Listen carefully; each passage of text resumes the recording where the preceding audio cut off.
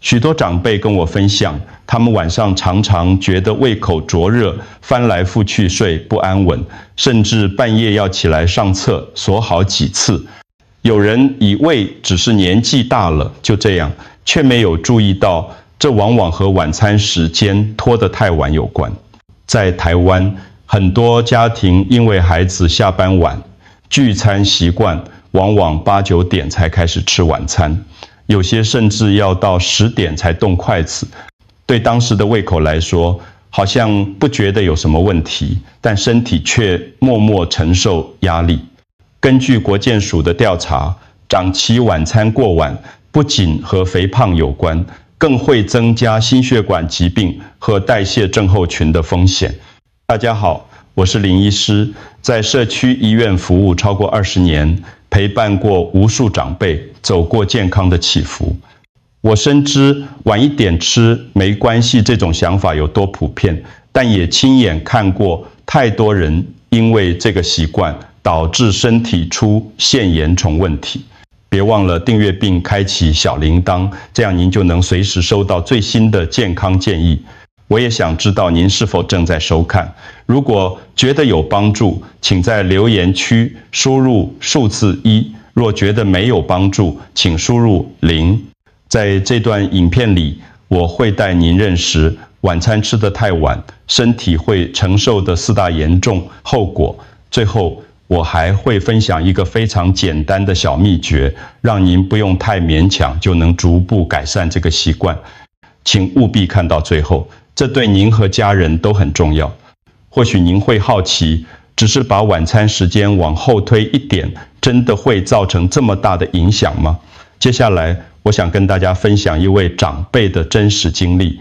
我印象很深刻，有一位70岁的陈伯母，因为儿女都要加班，她习惯等到大家回家才一起吃饭。晚餐时间几乎固定在晚上9点之后。他常说，家人一起吃才热闹，晚一点没关系。刚开始他只是偶尔觉得胃胀气，以为是吃得太快，有时半夜喉咙发酸、咳嗽，觉得喝口水就能缓解。这些小小的不舒服，他都不当一回事。直到有一天深夜，他突然被强烈的胸口灼热感惊醒，痛到坐起来喘不过气，家人赶紧送他去医院。检查后发现，他已经有严重的胃食道逆流，血压也比平常高得多。医师明确告诉他，晚餐拖得太晚是主要原因之一。听到这里，他愣了很久，反复自言自语：只是晚一点吃饭，怎么会变成这样？那一刻，他才真正意识到，原来习以为常的小习惯，竟能累积成这么严重的后果。其实很多长辈都有过类似的经验，晚餐太晚，结果半夜胃口不舒服，甚至睡不好。为什么身体会出现这些反应呢？很多长辈跟我说，晚餐吃得太晚，刚躺下时总觉得肚子沉沉的，好像还没消化完，一到半夜更常被灼热的感觉惊醒，喉咙酸酸辣辣，甚至咳个不停。第二天早上声音沙哑，以为是感冒，其实都是胃酸逆流在作怪。为什么会这样呢？因为吃完太晚就上床，胃里的食物还在消化，胃酸分泌正旺。平躺的姿势就像把热水袋倒横放，里面的热气往上冲，区区酸液更容易逆流到食道，甚至跑到喉咙，时间久了就可能让食道黏膜受伤，引起慢性发炎。年纪大了，肠胃的蠕动速度本来就慢，加上晚餐常常比较油腻或分量大，负担就更明显。这就像一台已经运转多年的机器，深夜还要加班工作，难免会出现状况。很多人觉得只是胃不舒服，忍一忍就算了，但事实上，这样的情况如果天天发生，不仅影响睡眠，也会连带牵动血压和代谢。更重要的是，当消化不顺，隔天精神也跟着受影响。或许您也会好奇，除了肠胃之外，晚餐太晚还会对身体哪个部分造成最大的压力呢？其实，血糖控制就是其中一个很容易被忽略的问题。除了肠胃之外，晚餐时间太晚，对血糖的影响也常被忽略。很多长辈习惯吃饱就坐着看电视，然后很快就准备睡觉。这时候，血液里的糖分还在高点，身体却已经进入休息状态，胰岛素不得不持续分泌，把血糖压下来。结果就是整个夜晚都在加班。短期来看，这会让人半夜口渴、频尿，甚至醒来时觉得特别疲倦。长期下来，胰岛素反复分泌过度，容易造成胰岛素阻抗，让血糖控制愈来愈差。对于已经有糖尿病的长辈更是危险，因为夜间血糖不稳，可能导致突然的低血糖，甚至在睡眠中发生意外。有些人早晨起来会特别头晕、无力，以为是没睡好，其实常常和血糖波动有关。夜间血糖忽高忽低，不但让睡眠品质下降，还会进一步增加心血管疾病的风险。我常提醒病人，吃晚餐不只是肚子饱不饱的问题，而是会牵动整个代谢平衡。晚一点吃，看似差不了多少，但对血糖来说，影响却非常明显。不知道各位朋友平常都在几点吃晚餐呢？如果您或家人也常常拖到8、9点，甚至更晚，欢迎在留言区分享，或许彼此提醒，能帮助更多人注意这个问题。而当血糖控制受到影响时，心脏和血管也会跟着受累。接下来，我想跟您聊聊另一个更严重的后果——心血管的压力。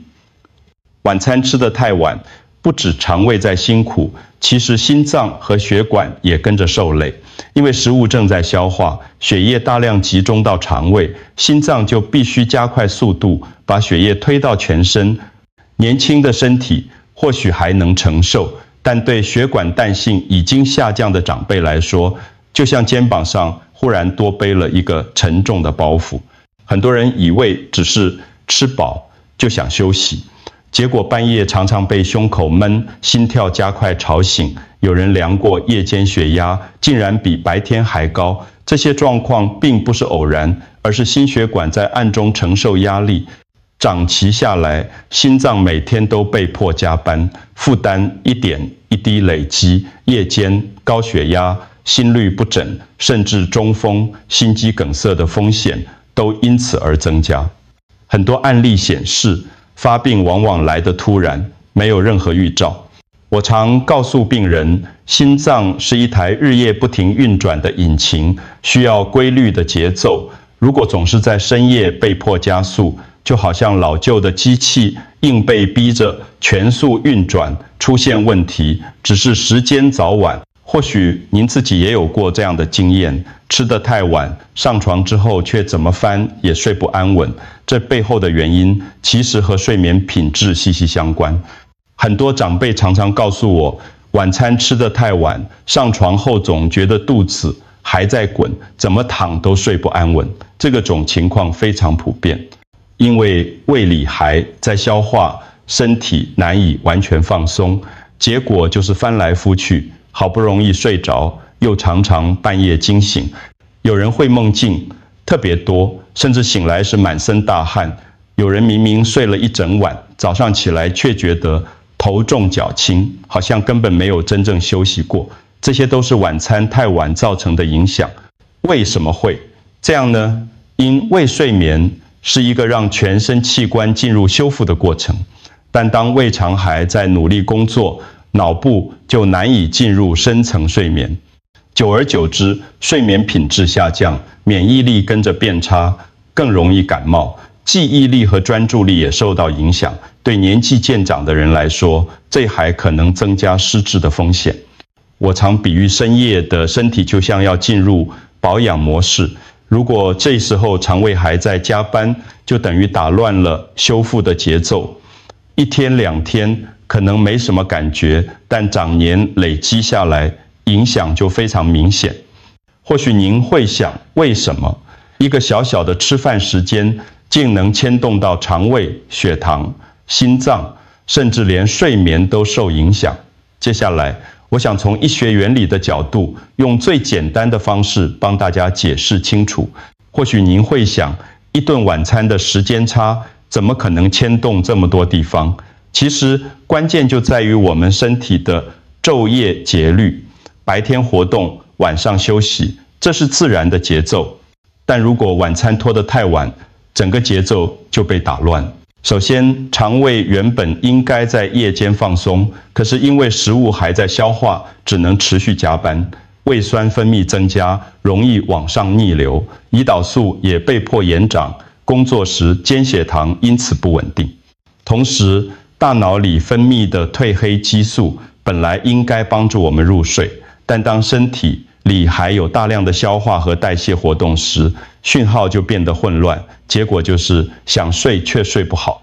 这就是为什么有人明明上床了，却翻来覆去，直到半夜还清醒。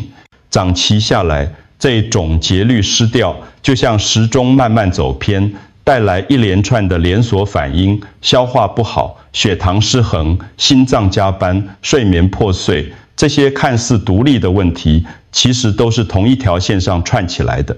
所以晚餐太晚不是单纯肚子撑不撑的问题，而是把整个身体的运作节奏都打乱了。那么当这些问题日复一日的累积在一起，最后会对身体造成什么样的伤害呢？接下来我想带您看看这些后果如何一步一步堆叠起来。当晚餐过晚造成的影响一个一个叠上去时，问题就不再是单一的症状，而是整体健康被拖垮。消化不好让人夜里难以安睡，睡不好又会让血糖和血压更加不稳，心脏与肾脏在这个种情况下更是疲于奔命。这些看似分开的麻烦，其实像是一张网，彼此紧紧交织。有些长辈告诉我，他们刚开始只是觉得胃酸逆流，后来慢慢出现睡眠不足、精神状态差，再往后血压也比以前更高。这不是偶然，而是长年累积的结果。就好像蝴蝶轻轻扇动翅膀，最后却引起了一场风暴。最可怕的是，很多人并没有立刻感觉到严重不适，只以为是老了本来就这样，但实际上身体早已在付出代价。当这些小问题一天天累积，最后往往会变成需要长期治疗的大疾病。如果您或家人也有过因为吃得太晚而导致失眠、胃酸逆流的经验，不妨在留言区分享。这样的提醒或许能帮助更多人意识到问题的严重性，提早做出改变。还记得影片一开始我提到的那位陈伯母吗？接下来我想再带您回到她的故事，看看当她被迫调整之后，生活出现了哪些变化。各位朋友，还记得我们在影片前面提到的陈伯母吗？在经过那次半夜送医的经验后，医师强烈建议她要把晚餐时间往前调整。起初她觉得有些困难，常常还没饿就得坐下来吃，心里觉得不太习惯。但在家人的陪伴下，她慢慢尝试提早用餐，改成7点左右就结束。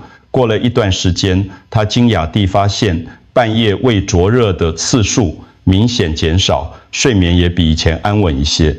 虽然血压仍然需要药物控制，但状况比过去稳定得多。她告诉我，原来只是把晚餐时间提前一点，身体就能轻松这么多。这句话听起来平淡，却带住一种释然。虽然调整得有点晚，他还是得继续吃药，定期回诊，但生活品质确实改善了。他后来常提醒身边的朋友，不要等到身体出问题才后悔，其实早一点吃犯病不难。这种温和的分享，比任何严厉的告诫都更容易让人接受。这个故事告诉我们，改变虽然不一定能完全弥补过去的影响，但至少能帮助身体减轻负担，让生活过得更自在。那么，对于还能预防的朋友来说，有哪些简单而清楚的原则可以每天照着做呢？接下来，我想把最重要的3点整理给大家。看到这里，或许您会想，那我应该怎么做才能避免走上同样的路呢？其实方法并不复杂，只要记住3个原则，就能大大减少晚餐过晚带来的伤害。第一，晚餐时间尽量在晚上7点前结束，这样能给肠胃足够的时间消化，等到身体进入睡眠时，消化系统也能跟着休息。很多人一开始觉得不习惯，但只要坚持一段时间，就会发现晚上比较好睡，早上精神也更好。第二，晚餐要清淡，少油少盐，避免过于刺激。太油腻或太咸的食物本来就会增加消化负担，如果又吃得太晚，影响更大。选择清蒸、炖煮或简单的蔬菜汤，不仅容易消化，也能减少胃酸逆流的风险。第三，睡前2小时避免再进食。有些长辈习惯吃宵夜，以为小小一点点没关系，但其实即使只是1碗泡面或1份饼钱，也可能让肠胃再度启动，打乱睡眠节奏。如果真的觉得饿，可以选择1杯温开水或无糖豆浆，给身体一点安抚感。这3个原则看似简单，却是最有效的保护。每天做到一点点，就能让身体渐渐找回规律。当然，除了这些原则之外，我在影片的最后还会分享一个更容易落实的小秘诀，帮助您在日常生活中更轻松地养成好习惯。各位朋友，我知道对许多长辈来说，要改掉长年的饮食习惯并不容易，吃了几10年的口味，要突然提早变清淡，真的需要时间去适应，也难免觉得不习惯。但请您记得，每天只要早1点收餐，就是在给肠胃和心脏多1份休息。这个小小的调整，看似不起眼，却能让夜里的身体更安稳，让第2天的精神更清爽。在影片的一开始，我答应过大家要分享一个实用的小秘诀，其实很简单，在餐桌上放1个小时钟，提醒自己7点前要结束晚餐。这样一来，不需要刻意去算时间，也能潜移默化地帮助全家养成好习惯。健康的路上，没有人是孤单的，能够彼此提醒、互相支持，比什么都重要。如果这段影片对您有帮助，诚挚邀请您订阅频道并开启小铃铛，也希望您把它分享给身边的家人和朋友，让更多人可以及早注意。